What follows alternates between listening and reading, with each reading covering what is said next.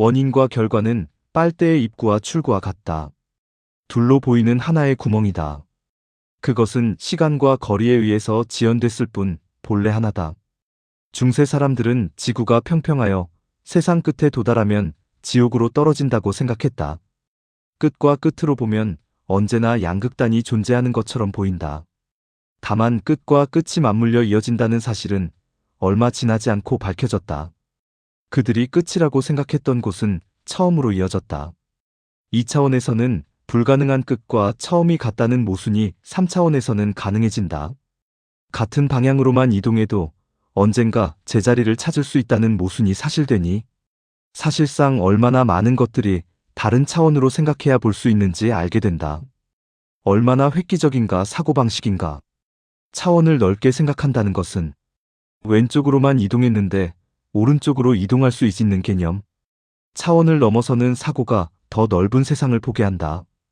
빨대의 구멍이 둘로 보이듯 원인과 결과는 사건이 시간에 의해 지연된 착시일 뿐이다.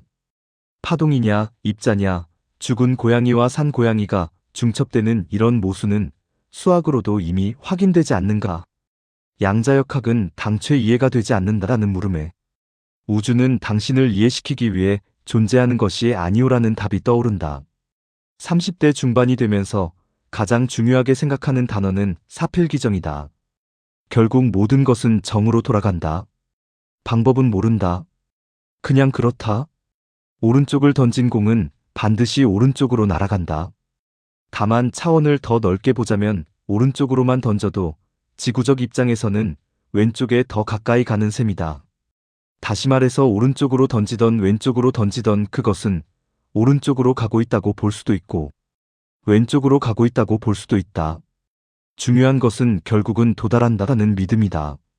콜럼버스는 서쪽으로 가면 인도를 갈 수 있다는 믿음을 가지고 항해를 시작했다. 물론 그가 찾은 대륙은 인도가 아니었지만 결과적으로 그의 추론은 맞은 셈이다.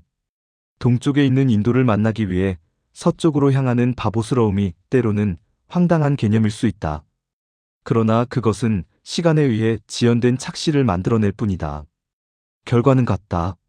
중요한 것은 뭐로 가도 도달할 수 있다는 아주 강력한 믿음이다. 그 믿음은 사람으로 하여금 지속성을 갖게 해준다. 끊임없이 의심하다 뒤로 돌아간다면 미대륙은 발견하지 못했을지 모른다.